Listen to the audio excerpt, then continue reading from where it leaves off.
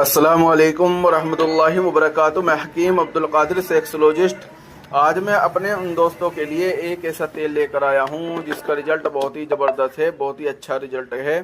इस तेल का नाम है पताली अंतर वाला तेल।